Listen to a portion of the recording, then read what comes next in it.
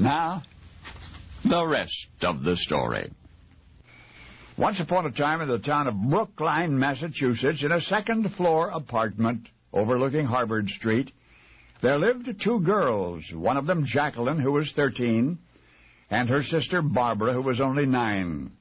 Now, to see them walking down the street together, one might have imagined that Jacqueline, who was obviously older, looked after the younger sister. But it was the other way around, for Jacqueline, learning disabled from birth, while appearing completely normal and healthy at first glance, would forever have the mind of a child. And thus was woven the tapestry of a poignant relationship, the threads of which often mismatched and sometimes unraveled. For you see, it was Barbara, it was the younger sister, it was the so-called normal one who felt left out, comparatively neglected, who envied the special treatment and the special attention that her parents gave to Jacqueline.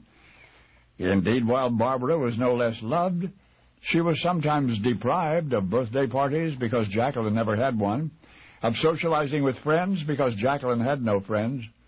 In this way did Barbara share equally in those things which her sister did not have, while missing out on the things that she did have. But one day, there came into the lives of Jacqueline and Barbara somebody magical. It was her gift to them that comprises the rest of the story. Elizabeth Dorothews was a seamstress by trade. An elderly eccentric, lived in a Brookline boarding house, but who came to work for the family on Harvard Street. To the children, she was simply Dodie, part Mary Poppins, part Mother Goose, at once very old and very young. She started out mending clothing and making dresses, and yet in no time was babysitting the sisters when their parents were away.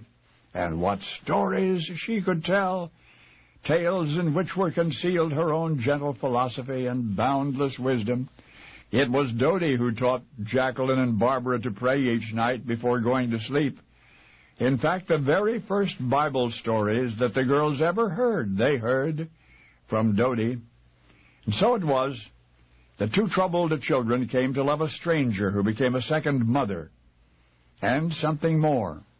Ever so slowly, ever so surely, the hurt in little Barbara's heart, that hurt was healed by the old woman whose view of life became the cornerstone of Barbara's own. And for years, Dodie remained in the family's employ, loving the youngsters in wondrous ways that their parents could not. And then when Barbara was a senior in high school, beloved Dodie died.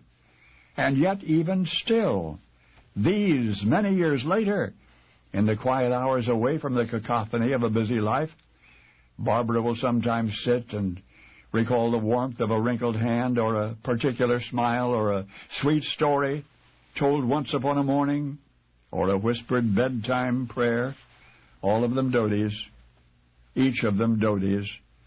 And then do the other memories, the bitter ones, fade and die in the light of an unexpected love still held dear by Jacqueline's little sister, the little sister whom you know as journalist Barbara Walters.